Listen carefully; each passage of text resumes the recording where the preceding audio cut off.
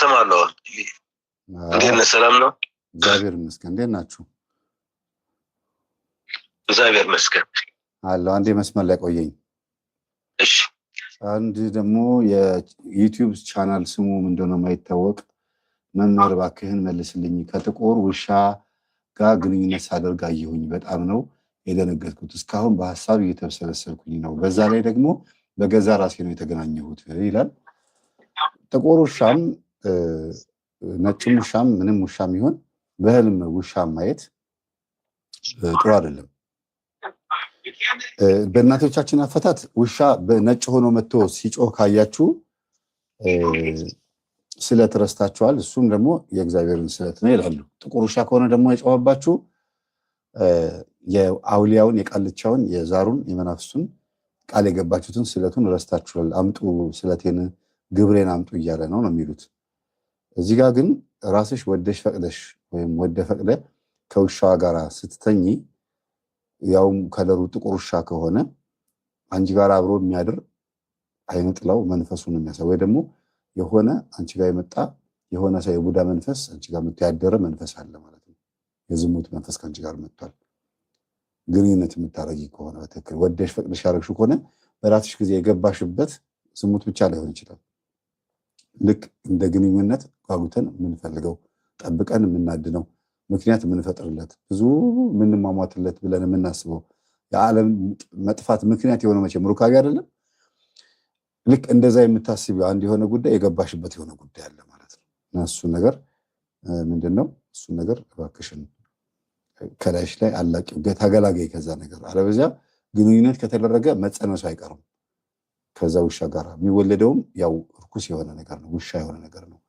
ስለዚህ ወደሽ ፈቅደሽ የገባሽበት የሚመጣ ሪዛልት አለ። እንግዲህ ካሁኑ መጠበቅ ምንድነው? ወደሽ ከተደፋሽ ቢረግጦሽ ምንድነው? አይክፋሽ ነው አይደል? ስለዚህ እንደዛ እንዳይሆንብሽ ተጠንቀቂ ነው። እግዚአብሔር መጀመሪያ ህልም ሲያሳይ እንዲህ ያለ ነገር መጥቶ ከአንቺ ጋር አድሯል። ሰይጣን ራሱን ጥቁር ውሻ አድርጎ አያሳይም። እግዚአብሔር ሲያጋልጠው ነው። ለሚወዳቸው በጣም ለሚወዳቸው ሰይጣን ራሱን በሌላ መልክ ነው የሚያሳየው፣ በሌላ መልክ። እግዚአብሔር ሲሆን ግን ህልሙን የሚያሳየን ሰይጣንን እሱን በሚመስል አይነት ሪፕሬዘንት አድርጎ ወክሎ ያሳየናል ማለት ነው። እሺ ወንድማችን ሰላም መምህራችን እንዴት አለው? እግዚአብሔር ይመስገን። እሺ ህልምን ያለኝ መጀመርታ ግን ስለ ልጄ ትንሽ ነው እንትን ያልበው ነበረና ከዛ አሁን ሳየው ልብስ መሸተት ጀመርኩና ትንሽ ይሸተኛል። ኖርማል ቴምፕሬቸር ያለው እንኳን ያልበዋል እና ከተፈጥሮ እንደዛ አለ ወይስ መንፈስ ነው? እርግጠኛ ሆኖ ማለት እንዴት እስቲ ያልበዋል። ከትንሽ ያልበዋል ነበረ በጣም ይልባል። አሁን እድሜው ስንት ነው? 6። እሺ ከስንት ዓመቱ ጀምሮ ነው ያዘው ይሄ ነገር እንትን ያለው የመጣበት? ሳልበው ከህፃን አላቅም ማውቀው ከ2-3 ዓመት በፊት ማለት ጀምሮ ማለት ነው። ምን ያደርገዋል? ያልበዋል። መቼ ሲተኛ እኮ ማለት በጣም የተለየ ላብ ነው። በቃ ውሃ ይሆናል። ይገርመኛል። ምንድነው ህክምና ወሰድከው? ምን አሉ? አልወሰድኩትም። አንዳንድ ጊዜ እኮ ይኸውልህ ስጋችን በራሱ በአመጋገብ በውሎ ቀን በምንውለው ውሎ ለምሳሌ ሰሞኑን ቦራ መዝናኛ ልጆቼን ወስጃቸው ነበረ። ቦራ መዝናኛ እንደዚህ እንደ ምንድነው የሚባለው ብድጋጉ መጫወቻ ቦታ ምናምን ወሰድኳቸውና ሲሽከረከሩ ለካ ልባቸው ደንግጦ ነበረ። በዛ ቀን የዋሉበት ቦታ ደስም ብሏቸዋልም ደንግጠዋልም እና ማታ ግን በህልም ይታያል። ሲወራጩ ያድራሉ ወይም ደግሞ ይንፈራገጣሉ ማለት ነው። እና ከዛ አንጻር ውሎውን ማየት ቀን የሚያስደነግጠው የሚያስፈራው ሰው አለ ወይ? ወይም ፊልም ሲያይ ሆረር ፊልም ያህል ወይ ውሎ እንዴት ይመስላል? ምን አይነት ነገር ያስጨንቀዋል? አጠገቡስ ያለ ነገር አለ? ያን ነገር ቼክ ማድረግ ነው። ወይም የሚጮህበት ሰው አለ፣ የሚያስደነግጠው ሰው አለ። እሱን ማታ በህልሙ ሊመጣበት ይችላል። እንቃጎት ሊያድር ይችላል። ከዛ አንጻር ያዘው። ሲተኛ ደግሞ እንደዚህ አይነት ላብ በላብ የሚሆነው ምን አይነት ምግብ ተመግቦ ሲተኛ ነው?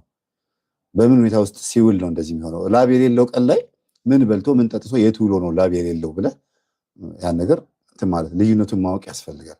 በሕክምና ቼክ መደረጉ አይከፋም።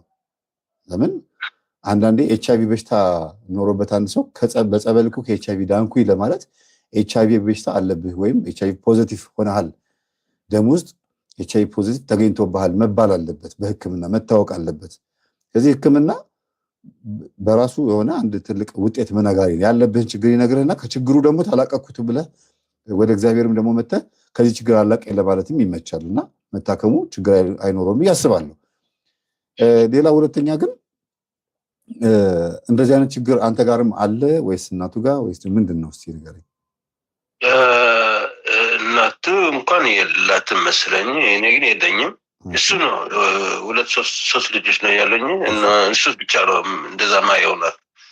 እሺ ሲተኛ ተዘቅዝቆ የሚተኛ እሱን ቼክ አድርጋ ይሄንን አለባበሱን ኖርማል ልብስ የቢጃማ ልብስ በጣም እንትን አብሮት ይተኛ። ልጆቹ አብሮት ይተኛሉ?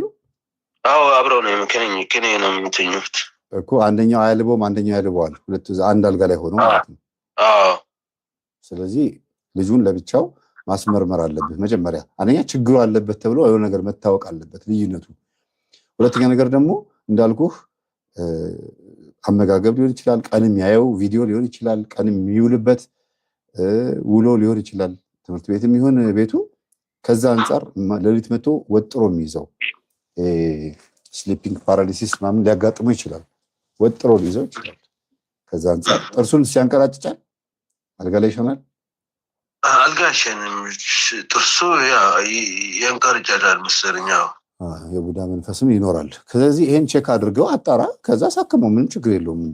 ልጆቼ ሲታመሙ ሆስፒታል ወስዳቸዋለሁ። ምንም ችግር የለውም እኮ። የግድ ሁሉ ነገር ጸበል፣ ቅባ ቅዱስና ጾም፣ ጸሎት፣ ስግደት ብቻ አይደለም። አንዳንድ ጊዜ መሀል አስፋልት ላይ ቆሞ መኪና ገጨኝም ናስቲ ግጨኝ እኔ በእግዚአብሔር አምናለሁ ብሎ እንደመፈታተን ነው የሚሆነው። ሁሉን ነገር በመንፈሳዊ ነገር ማየት፣ ሁሉ ነገር አጋንንት ነው ብሎ ማሰብ ጥሩ አይደለም። የአይር አምላክህን አትፈታተነው ተብሎ የተጻፈውን ጽሑፍ አንዱ ይሄ ነው እና ከዛ አንጻር ቼክ መደረግ አለበት ብዬ አስባለሁ። በቤት ትሪት የምታደርገው ነገር ሊሆን ይችላል። የልጁን ውሎ አይተህ የምትቀይረው ወይም የምትለውጠው ነገር ቤትም ሊሆን ይችላል። ቤቱ ራሱ ችግር ይኖርበት ይሆናል። ልጁ መጥቶ የሚፈታተነው ነገር ይኖራል። ከዛ አንጻር ሌላ እንትን ህልም ነበረ እንትን ከዛ ጎን ለጎን ግን ቆይ አሁን መንፈሳዊ ነገር ላይ ምን አደረክ? እስኪ ቁርባን ነው ጸበል፣ ቅባ ቅዱስ፣ መንፈሳዊ ጥጉን ደግሞ እኔ ውስጥ አልጨረስንም እኮ። አዎ እንትን ጸሎት አድርጋለሁ፣ ቅባ ቅዱስ ቀባለሁ። እንደዛ ነው የማደርገው። ውሃ ደግሞ የጸለይትንበት ውሃ እንጠጣበታለን። እንደዛ ነገር ነው የማደርገው። ቅዱስ ቁርባንስ? ቅዱስ ቁርባን አልፈን እንሄዳለን። በጣም እንትን ሩቅ ስለሆነ እንትኑ ምን ያህል ጊዜ ልዩነት? የስንት ጊዜ ልዩነት? ሜይ ቢ በአንድ ወር አንዴ። እሱ ችግር የለውም። የክርስቶስ ስጋና ደም ኤክስፓየርድ አያደርግም። ልጆች ስለሆኑ ደግሞ አንድ የተቀበሉት ለዘላለም ሊሆን ይችላል። ግን ዞሮ ዞሮ በየቀኑ የሚያያቸው መንፈስ ካለ፣ በየቀኑ የሚመለከታቸው የሚያጮልቅ ነገር ካለ፣ ልጁም የሚያየው የሚደነግጥበት ነገር ካለ እሱ ደግሞ ጸልይበት። ሰይፈ መለኮት፣ ሰይፈ ስላሴ እንዲህ አይነት መጽሐፍቶችን ጸልየህ ጸሎቱን የጸሎት ውሃ ማጠጣት እንዲህ ለልጆች ብዙ ጊዜ መልካ ሩፋኤል የልጆች ጠባቂ ስለሆነ ልጆች ያሳድጋል። መልካ ሩፋኤልን ጸልየህ ያንን ጸበል ማጠጣት፣ ራሱም ደግሞ ስገድ ብላ እንዲሰግድ ማድረግ፣ ሌላ ነገሮችን ማድረግ አለብህ። ተጨማሪ ህልም አለኝ። እንትን ዛሬ ያለምኩት ምን ነበረ እንትን እናቴ ወደ ገበያ ሄዳ እንትን ከሰል ለመግዛት ዋጋ እንትን ጨቃጭቅ ነበረ፣ ዋጋ ለመግዛት ማለት ነው። እናቴ ነው የሄደች ከሰል ለመግዛት እና ከዛ ተነስ እንትን አለቀው ህልሙ። በህልም እስቲ ምንድን ነው አልገባኝም። ከሰል ለመግዛት ከሰል። እሺ ከዛ በቃ አለቀ። እንደዛ ነው ብቻ ስንጨቃጨቅ በዋጋ ብቻ ነው ያየሁት። ከዛ ጨረሰ ህልሙ። አንተና ማን? እኔ እናቴ። ኦኬ። አሁን ባለህበት እናቴ ነው መግዛት የምትፈልገው። አዎ አንተ ባለህበት እድሜ ነው? አሁን ባለህበት እድሜ ነው ወይስ በልጅነት ነው? አሁን ባለሁበት። በህልም ውስጥ ያየኸው ማንነት አሁን ትልቅ ሆነህ ነው? አዎ መሰለኝ። እሺ የሚሸጠው ማን ነው? የሚሸጠው ማንኛው ሰው ነው፣ ግን እሷ መግዛት ፈለጋለ። አስታውሰው የሚሸጠው ሰው አላስታውሰውም። አስታውሰዋለሁ። አንድ ሙስሊም ነበረ፣ አብሮ አደግ ነው፣ እንደዛ ነገር ነው። ስለዚህ ከሰሉን አልገዙትም? አልገዛንም። በቃ እንትን ወደድ ምናምን አሁን ጊዜ አሁን መግዛት አለብሽ ምናምን አልኳት እንጂ ስንገዛው አላየሁትም። አንተ ነህ ግዢ የምትላት? እሷ መግዛት ፈለገች እና ከዛ ዋጋው ስትለው ኧረ ተወደደ ምናምን ትልና ኧረ ይጨምራል በኋላ ምናምን ያልኩት መስለኛል። አንተ ታመህባቸው እናትህ የሆነ የማይካሄድበት ቦታ ሄደዋል ማለት ነው። በፊት አንተ ታመህባቸው የተቸግረህባቸው የሆነ ነገር ሆኖ ለአንተ ብለው የሄዱበት የሆነ ቦታ አለ። ገበያ ቦታ መሄድ ማለት ብዙ አማራጭ ያለበት ቦታ መሄድ፣ ከዛም መርጦ ወደ ባዕድ ወደ መጥፎ ነገር፣ ከሰል ከሆነ መጥፎ ነው። ከሰል እሳት ምናምን እንደዚህ ነገር ማየት፣ አመድ ምናምን ማየት ጥሩ አይደለም። ኪሳራ ወይም ደግሞ የሆነ ዕዳ ነው። ከሰል ሲቀጣጠል እሳት እንደሚሆን ሁሉ አንተን ለሆነ ቁም ነገር ለማብቃት ወደ ከእግዚአብሔር ጋር የተጣሉበት ነገር አለና አሁን ግዢልኝ ብለህ መጨቅጨቅህ አሁን ይገዛ ማለትህ ለእኔ እሷ ነው መግዛት የምትፈልገው። አልተጨቃጨቅኳትም። እሷ ነው የምትጨቃጨቀው ወደደ ምናምን ብላ ከእሱ ጋር እንጂ እኔ ዝም ብዬ ነው ከእሷ የነበርኩት እኮ። ጊዜ አልኳት ስትለኝ ነው አንተ? እንዳይወድሽ ነው ያልኳት። እንደዛ ነገር ነው መሰለኝ እንጂ ብዙ አልተናገርኩም። እንዳይወድሽ በኋላ ነው ያልኳት መሰለኝ እንጂ ብዙ አልተነጋገርኩም ብዙ ከእሷ እኮ። ለአንተ ብለው ገበያ አንተን ይዘው ከሄዱ ለአንተ ብለው የእምነቱ ሌላ የሆነ ሰው ጋርም ወይ የሆነ ለገንዘብ ለማግኘትም ወይ ጥንቆላዊ አስማት የሆነች ነገር ለማብላት ለማጠጣት ወይ ደግሞ የሆነ ነገር ለመቀባባት ምናምን ሄደዋል ማለት ነው። እና በዚህ ምክንያት አንተ ውስጥ የገባለ ማለት ነው። እኔ በሌላ እንትን ነበርኩና ከዛ እዛ ስትመጣ ነው የተገናኘው። እኔ በሌላ ነበርኩና እሱን ነው የምነግርህ እኮ አሁን። እና አሁን እስቲ የተወሰነ ነገር ህልሙን ስነግርህ አስታውስ። በግድ ንገረኝ ማለት አይደለም። ራሱ እናትህ እንዴት እንዳሳደገች ለአንተ ብላ ምን ዋጋ እንደከፈለች የማይኬድበት ቦታ ሄዳ ከነበረ ጥቁር ከሰል ከሆነ ነገር ጋር መጨቃጨቅ፣ ከሰል ከሚሸጥ ሰው ጋር መጨቃጨቅ ማለት ከህይወቷ ጋር በጣም ትልቅ ንትርክ ውስጥ ገብታ ነበረ ለአንተ ብላ ማለት ነው። እኔ ደግሞ እንትን በፊትም ምን አይቼ ነበረ እንትን አዙሮ ትወድቃለች እና እሷ በታች ነበር ከላይ ነበርኩና ከዛ እየወረድኩ ያለ እናቴ መሆኗ አይቼዋለሁ። ከዛ እያየኋት ወደቀት። ከዛ ጥሮጭ ሄጄ ቀሚሷ ምናምን እንትን ያስተካክለዋለሁ ስለተከፈተ ቀሚሷ ምናምን። ከዛ በስማ ምናምን ለማለት አይሆነኝም ለእኔ ለመገሰጽ መንፈሱ ምናምን እያልኩ ግን ሳርግላት ተነሳችና አንዴ ደግሞ ዘውራ እንትን ወደቀች። ደግሞ ይሄ ሌላ ህልም ነው? አዎ ሌላ ህልም ነው። ወዲያው ሄድክብኝ እኮ እኔ እኮ ምንድን ነው ምን የእውነት ነው እንደ እያልኩኝ እኮ ነው። እና ከእሷ ጋር ተነጋግረን ተዳውለን አሁን ድረስ ያውድቀኛል ምናምን ስትለኝ ከዛ ሌሊቱ እንደዛ አለምኩ። በጣም ነው በመንፈስ እንትን የምትቸገረው እሷ።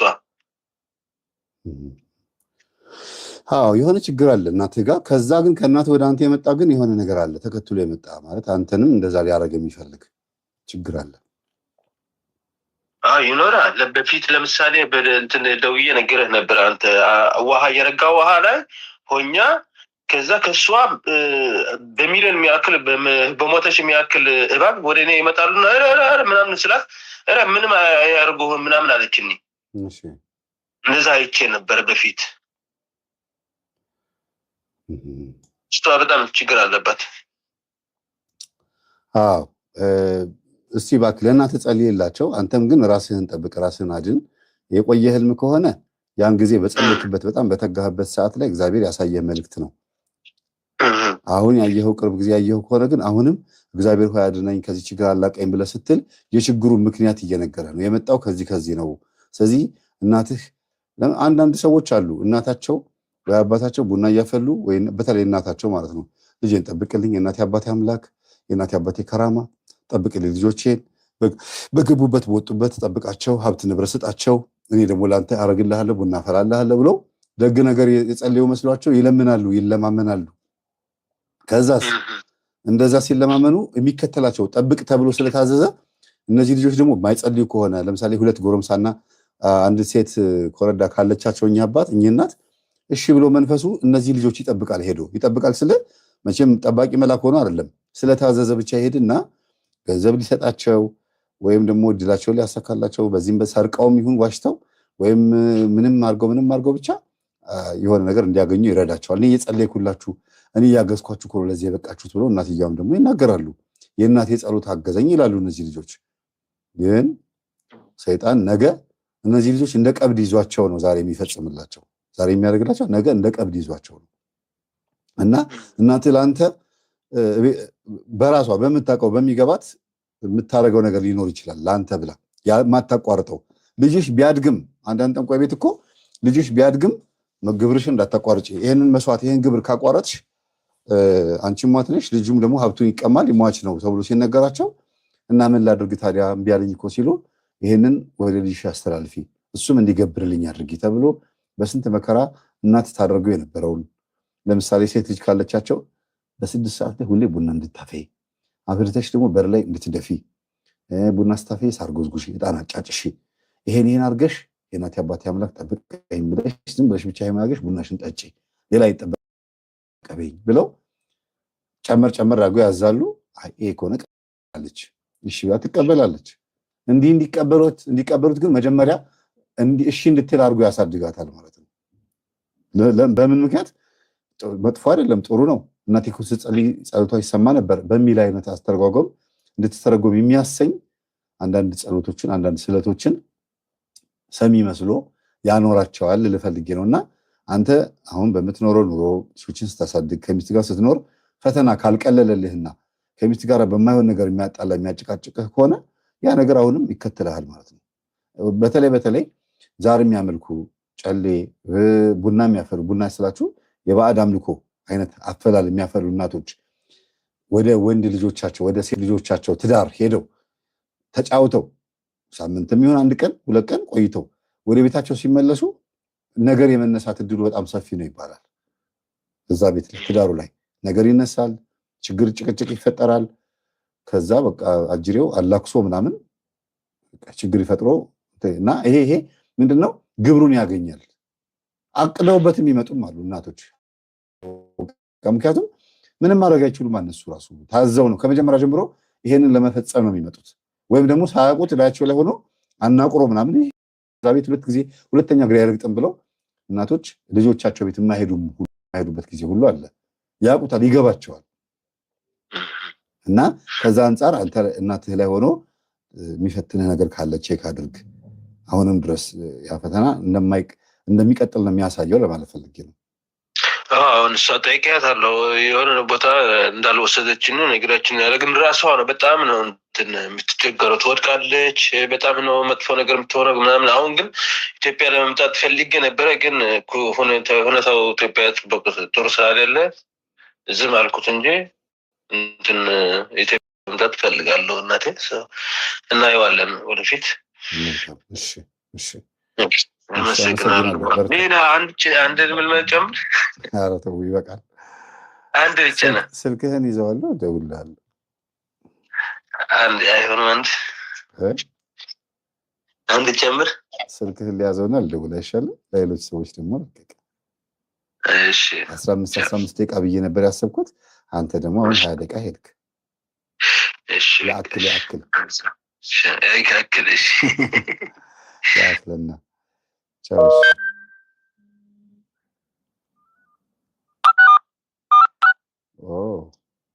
ሰላም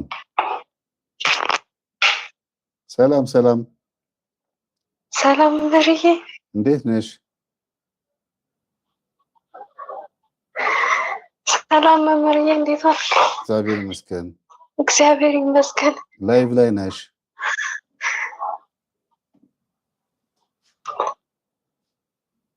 ሰላም አይሰማም? ይሰማል። ላይቭ ላይ ነሽ? ወይኔ መምህሬ ስላገኘሁ በጣም ደስ ብሎኛል። እሺ እስክትረጋጊ አንቺ ሰከን በይ እንትን በይ ታረጋጊና እኔ አንድ መልዕክት ላስተላልፍ። ኮሜንት ላይ የምትጽፉልኝ አንዳንድ ጽሁፎች አሪፍ ናቸው። የምትጣበሱ ሰዎች ተጠባበሱ፣ ምንም አይመለከተኝም። ግን እኔ እዚህ ጋር እንዲሆነ ኤሌክትሪክ አንገቴ ላይ ይዞኝ ብዙ ሰዎች ከላይ ላይ ለላቁ ብለው እምቢ ብሎ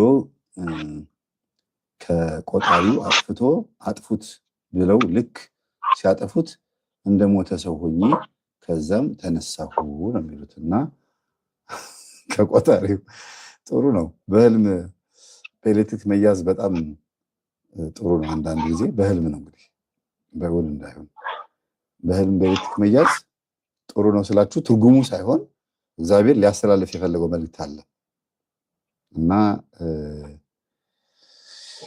ለሌላ ሰው ተብሎ የተጠመደ ወይም ጥንቃቄ የሚያስፈልጋቸው ነገሮች ላይ ዘው ብለን ገብተን ያለ ጥንቃቄ የተጎዳንባቸው ነገሮች አሉ ማለት ነው። መጀመሪያ ከዛ ሰዎች ከአንገት ላይ ሊያላቀቁ ሲሞክሩ አለመላቀቁ በራሱ የሚያሳየው ከእግዚአብሔር የሆነ አንድ የሆነ ቤቱ ላይ የመጣ ቁጣ አለ። በጥንቃቄ መኖር የሚገባን ነገር ላይ ቀልድ የሆነ ነገር ማለት ነው። ለምን ሰዎች ሊያላቅቁን አልቻሉም? እግዚአብሔር ብቻ የሚፈታው ከዋናው ከቆጣሪው ማለት ነው። እግዚአብሔር ብቻ የሚፈታው አንድ ችግር አለ እና እሱን ነገር አስቡበት። ወንድ ሴት ከሆንሽ አስቢበት። አንቺና እግዚአብሔር ብቻ የምታውቁት የተፈጠረ አንድ የሆነ ችግር አለ። መቅሰፍትም ቁጣም ሊሆን ይችላል፣ ወይም ደግሞ አንድ የሆነ በሽታም ምንም ብቻ ወደ አንቺ የመጣ እግዚአብሔርና አንቺ ብቻ አውርታችሁ በንስሐ ታጥበሽ ወይም ደግሞ በጸሎት በሱባኤ አንቺና አምላክሽ ብቻ አንተና አምላክ ብቻ የምታወሩበት ከቆጣሪው መልስ የምታገኝበት ኃይል የሚቀንሰው ከኤሌክትሪኩ መያዝ ምንድነው? እግዚአብሔር ሲበርድ ቁጣው ሲበርድ መሆኑ ነው የሚያሳየው የመጀመሪያው። ሌላ ሁለተኛው ከቆጣሪው አጥፉት የሚለው በሌላ አተርጓጎም ደግሞ ስታዩት ደግሞ እንደ ሁኔታው ነው። እነዛ ከቆጣሪው ሄደው ያጠፉላችሁ ሰዎች የቤተሰብ ጸሎት የሚያስፈልግ እንደሆነ ያሳያል። ያ ጠንቋዩ ወይም ደግሞ ደብተራውም ሊወክል ይችላል። ሁለት አይነት ትርጉም ይኖራል ብዬ ነው መርጣችሁ ያዙት እናንተ እና ዛሩ መንፈስ ካልተያዘ ዋናው ማለት ነው ዋናው ዛሩ ወይም ደግሞ ጠንቋይ ወይም በየጊዜው እናንተን የሚያስጨንቃችሁ ካልተያዘ ታች ያለው እናንተን ይሄ ቤት ውስጥ የሚያተራምሳችሁ ከችግር ሊያላቀቃችሁ ከበሽታ ይሁን ከኑሮ ከገንዘብ ከምን ሊያላቀቃችሁ የሚችል ማንም ሰው እንደሌለ ነው የሚያሳየው። ከዋናው ዋናው ሰብሳቢው መያዝ ነው የሚያስፈልገው። መያዝ ስላችሁ ከእሱ ጋር መስማማት አይደለም፣ እሱን መቆጣጠር ኮንትሮል ማድረግ እሱን ቀጥቅጦ ማሰር ማለት ነው። ምረጡ፣ ከሁለት አንዱ ምረጡ። እንደ ህይወታችሁ ነው የምታረጉሙት። እኔ ሁለቱን አስቀምጣለሁ ማለት ነው። እሺ ፍቅርተ ማርያም መምህሬ እንዴት ዋላችሁ? በጣም ደስ ብሎኛል። እሺ ህልምም አለኝ፣ ግን እኔ ስለ ህይወቴ ላማክር ፈልጌ ነበር። ግን መጀመሪያ ህልሜን ፈታልኝና ከዛ ሰዓት ካለኝ እጠይቃለሁ ወይም በውስጥ ጠይቅ። እሺ የሆነ ሰዓት ላይ መሀል እጄ ሙሉውን ቁስል ሆኖ ከዛ እንትን እያልኩበት ቁስሉ በጣም አብጦ ይፈነዳል ማለት ነው። መሀል እጄ ብቻ ነው፣ መሀል እጄ ከነጥፌ መሀል እጄ ይደማና ይቆስላል ማለት ነው። ከዛ እንትን መድኃኒት እያደረግኩበት እየዳነ ይሄድና መድኃኒቱ ምንድን ነው የማደርግበት እምነትና ጸበል ደባልቄ እያደረግኩበት እየዳነ ሄደ። መሀል ላይ ብቻ ቁስሏ ትቀራለች ማለት ነው። መሀል እጄ ላይ ቁስሏ ትቀርና ከዛ አከራይ ያለችና በጣም ቀይ ነች። ሄጄ one time Didi, one time I took my baba and I called him. Sorry, the Almaz room. Didi. I want to wire. Almaz room. Almaz room, yeah, wire. Yes. ይቅር በለኝ ችግር የለም።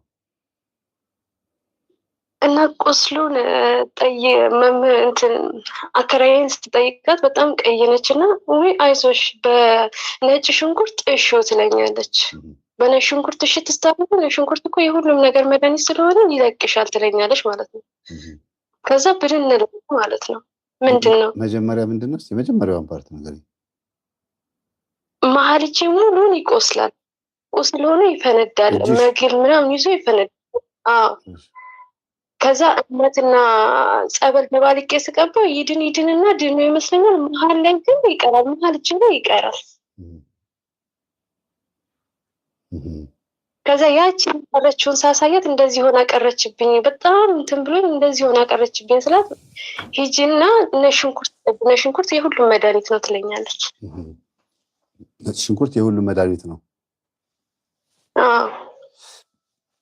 አዎ በእርግጥ በህልም ነጭ ሽንኩርትን ማየት በአቋራጭ ለመክበር የምንሞክርበትን መንገድ ትተን በጾም በጸሎት ወይም ደግሞ ይከብደናል ብለው በምንለው መራራ በሆነ ወይም ይከብደን ያሁን ነጭ ሽንኩርት አልወድም ለምንድነው አልወድም ብለው ሽታው ሊሆን ይችላል፣ ጎምዛ በቃ የሚያቃጥልነቱ ሊሆን ይችላል።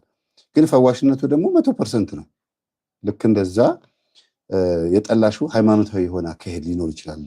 ምናልባት መጸለይ መስገድ ሰነፍ ሆነሽ ደክመሽ ሊሆን ይችላልና በድካምሽ ነው የምታገኘው። ይሄን ነገር አትጥይው። አንድ ነገር ለመጠመቅም ሆነ ለመስገድ ለመጸለይ የሆነ ስጋን ጎስሞ ስጋን ጎርቶ ነፍስን ማትረፍ የሚባል ነገር አለ እና እጅሽ ከሆነ በቁስል የተመታው በረከትሽ ማለት ነው እና ሰላቢ እንዳለ ያሳያል። ምናልባት ደግሞ እጅ ብዙ ጊዜ በቤተሰብ ይመሰላል። ቤተሰብም ሊሆን ይችላል። በቤተሰብም እና እንደዛ ነው። አይዞሽ ጸልይ። ግን ላገኘሽው ነገር ገንዘብ አታውጪ። ያቺ ከጎረቤት ያለችው ቀይ ሴትዮ ማለት ጎረቤትሽ የሆነችው ቀይ ሴትዮ ያንቺም ቤተሰብ መሆን ትፈልጋለች። ገባሽ? አንዳንዴ ቅዱሳን የኛ ናቸው ብለን የኛ አይሆኑም ማለት የሌሎች ሰዎች ሆነው ያስቀኑናል። እንደዚህ ካልጸለይሽ፣ እንደዚህ ካልሰገድሽ፣ እንደዚህ ዝክር ጽዋ ካላወጣሽ፣ እንደዚህ ካልወደድሽኝ እኔ አልመጣም ብለው በጎረቤት ላይ ሆነው ቁልልጭ የሚሉን ጊዜ አለ። በህልም ነው ታዲያ፣ በእውን አይደለም። በእውን ደግሞ ሰው ሲባረክ እናያለን፣ ሲያልፍለት፣ ከአጋንንት ስራ ሲፈታ፣ ሲፈወስ፣ ጤንነቱ ሲመለስ፣ ብር ሲያገኝ፣ ስራ ሲያገኝ፣ ሲያገባ ምናምን እናይና እኔም እንደዚህ መቼ ነው መሆነው ብለን እናዝናለን። ግን ያ እንቁልልጬ ነው። እቺ ልጅ እኮ እንደዚህ አይነት ህይወት ውስጥ የገባችው ይሄ ልጅ እኮ እንደዚህ የሆነው እንዲህ ስላረገ ነው፣ ይሄ ነገር ስላደረገ ነው፣ አንቺም እንደዚህ አድርጊ ማለት ነው ትርጉሙ። ገባሽ? ከዛ አንጻር ነጭ ሽንኩርት እጅሽን ብትቀቢው ትድኛለሽ ብላ የጎረቤት ቀይ ሴትዮ ማለት ምናልባት እመቤታችን ትሁን አርሴማ ወይም ያቺ ቀይ ሴትዮ እንግዲህ ከቅዱሳን መካከል ወይም አጠገብሽ ካሉ በዙሪያሽ ካሉ ሰዎች መካከል በጎ አስተሳሰብ ካላት ሰዎች መካከል አንዷ ልትሆን ትችላለች። ግን እንዴት ጎረቤት ልትሆን ትችላለች? በቤተሰብ ለምን አልመጣም ሲባል እናንተ ቤት ያልሆነ ግን ሌላ ቦታ የሆነ በረከት አለሽ ማለት ነው። ዙሪያሽን አካባቢሽን ፈለግ ብታረጊ መባረኪያ ነገር አታጭም። ሰላቢ ግን እጅሽ ላይ እንዳለ ያሳያል። ቁስሉ እጅ ላይ ነው።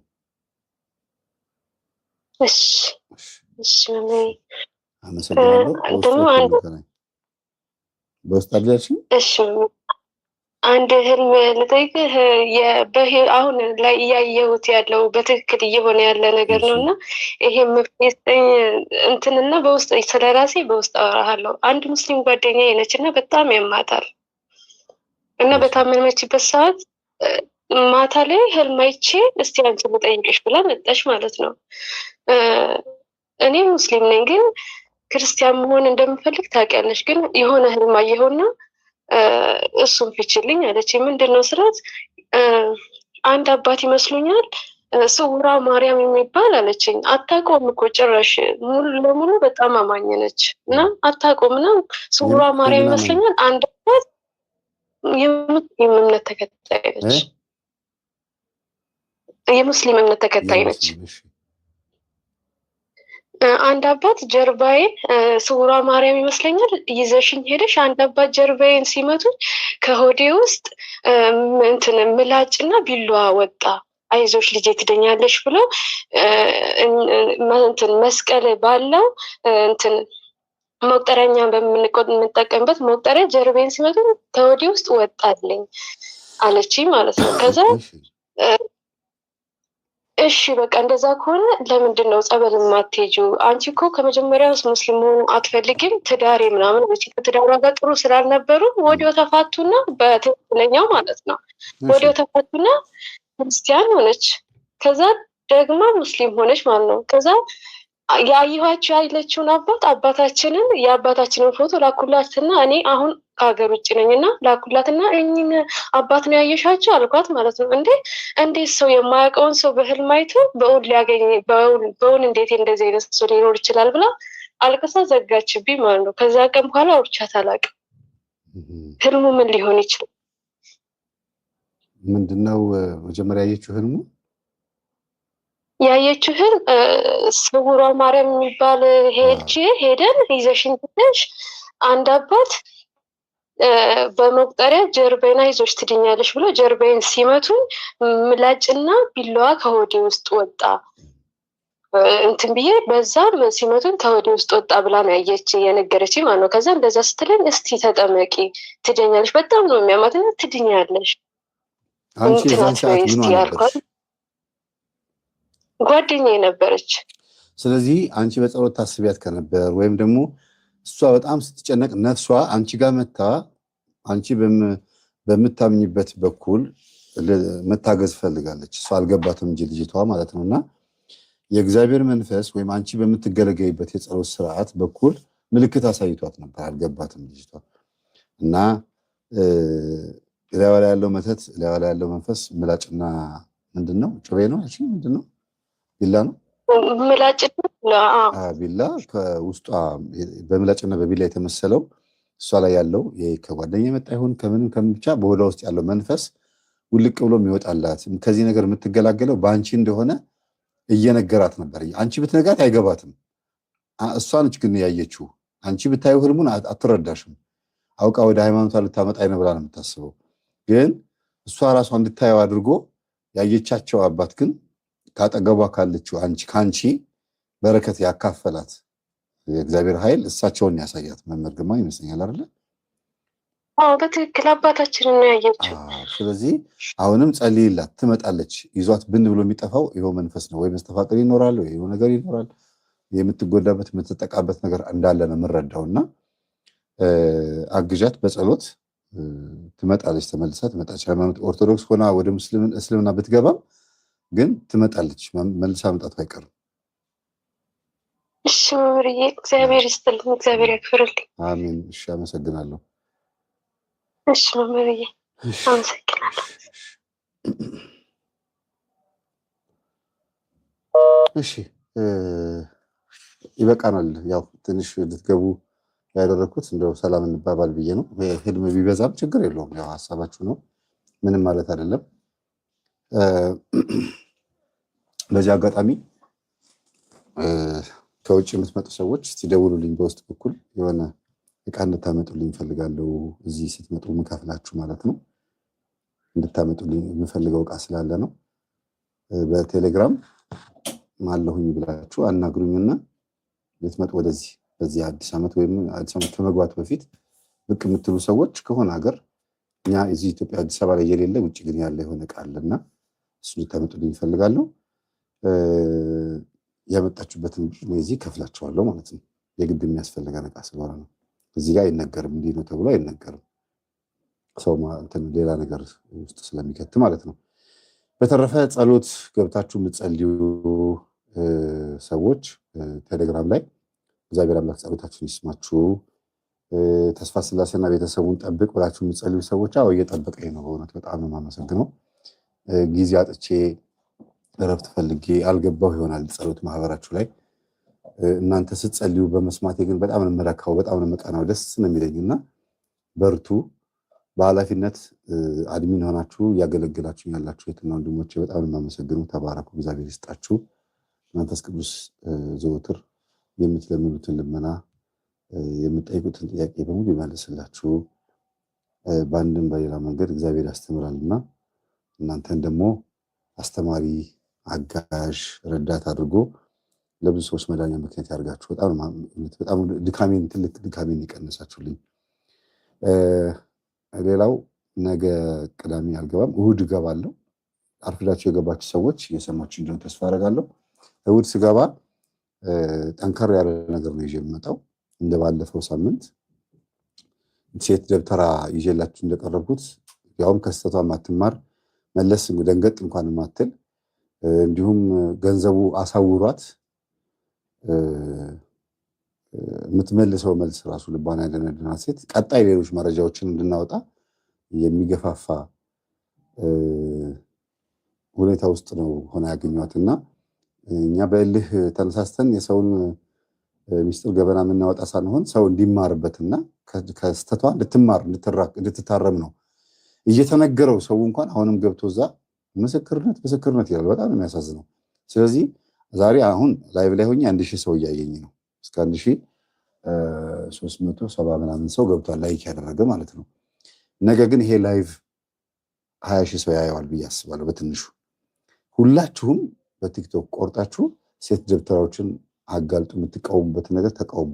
ቪዲዮ ቆርጣችሁ መልቀቅ ብቻ ሳይሆን እናንተ ራሳችሁ ወጣችሁ ተቃውሙ። እግዚአብሔር ይገስጻችሁ። እንዴት ነው በቅጠላቅጠልና በስራ ስር እርኩስ መንፈስን የምናባረረው? እንዴት ነው እንደዚህ የሚሆነው ብላችሁ ተናገሩ። እና ይሄ ነው። ሌላው ነሐሴ 20 የሚያልቅ የ50,000 ብር ሽልማት ያለው የመዝሙር ክሊፕ ውድድር አለ ብያቸዋለሁ። ሰዎች ቪዲዮ እየላኩልኝ ነው። ተወዳደሩ። መወዳደር ምንም ችግር የለውም። 50,000 ብር ነው ሽልማቱ።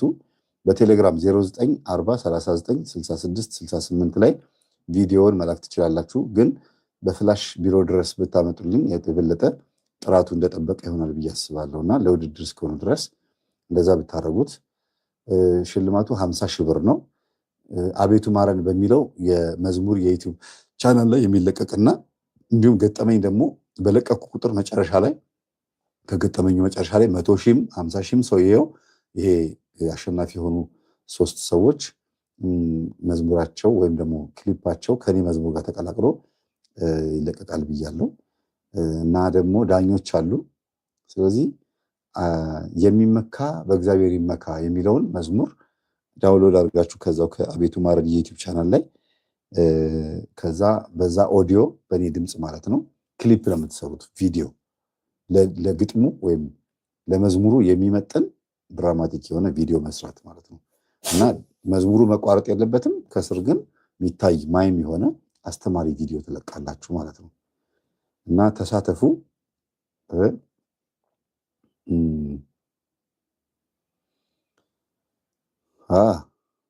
70,000 የገባችሁ እኮ ሳያቋት ነው። አሁን ታያላችሁ። በነገራችን ላይ የኔ ተማሪዎች ሆናችሁ ሰብስክራይብ ያደርጋችሁ ሰዎች ድብትርናን እንዳስፋፋችሁ ቁጠሩት።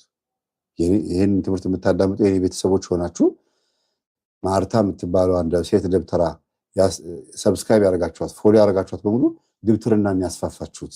ስለዚህ አስቡበት።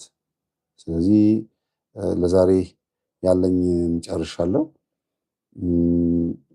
እግዚአብሔር አምላካችን ጸሎታችንን ይስማን፣ ሱባኤያችንን በሰላም ያስፈጽምልን፣ ኢትዮጵያ ሀገራችንን ይጠብቅልን፣ ተዋሕዶ እምነታችንን ይጠብቅልን። መዋቅሯን የሚነቀንቁ የኢትዮጵያንም ሆነ የተዋሕዶ እምነታችንን መዋቅር ይሄ ዲሰንት የሆነውን ጨዋ የሆነውን ሕዝብ ይዞት የመጣውን ነገር በሙሉ ሊያጠፋ የመጣ ነገር በሙሉ እግዚአብሔር አምላክ ይበቀልልን። ሌላ ምንም አንልም። ሰላም ደሩ። በጸሎት ምስጋና መዝሙር ልጋብዛችሁ። በስመ አብ ወወልድ ወመንፈስ ቅዱስ አሐዱ አምላክ አሜን። የተነጋገርነው የተወያየነው በሙሉ በልቦናችን አሳድረህ የምንድንበት አድርግልን። አቤቱ ጌታችን ኢየሱስ ክርስቶስ ሆይ ስለ ድንግል ማርያም ብለህ ማረን፣ ይቅር በለን። አሜን። አባታችን ሆይ በሰማይ የምትኖር ስምህ ይቀደስ፣ መንግስትህ ትምጣ፣ ፈቃድህ በሰማይ እንደሆነች እንዲሁም በምድር ትሁን። የዕለት እንጀራችንን ስጠን ዛሬ፣ በደላችንን ይቅር በለን እኛም የበደሉንን ይቅር እንደምንል፣ አቤቱ ወደ ፈተና አታግባን ከክፉ ሁሉ አድነን እንጂ መንግሥት ያንተ ናትና፣ ኃይል፣ ክብር፣ ምስጋና ለዘላለሙ አሜን። እመቤታችን ቅድስት ድንግል ማርያም ሆይ በመልአኩ በቅዱስ ገብርኤል ሰላምታ ሰላም እንልሻለን። በሐሳብሽ ድንግል ነሽ፣ በሥጋሽም ድንግል ነሽ። አሸናፊ እግዚአብሔር እናት ሆይ ሰላምታ ላንቺ ይገባሻል። ከሴቶች ሁሉ ተለይተሽ አንቺ የተባረክሽ ነሽ፣ የማኅፀንሽ ፍሬ የተባረከ ነው። ጸጋን የተመላሽ ቅድስት ሆይ ደስ ይበልሽ፣ እግዚአብሔር ከአንቺ ጋር ነውና ከተወደደው ልጅሽ ከጌታችን ከመድኃኒታችን ከኢየሱስ ክርስቶስ ዘንድ ይቅርታና ምሕረትን ለምኝልን ኃጢአታችንን ያስተሰርይልን ዘንድ ለዘላለሙ አሜን። እሺ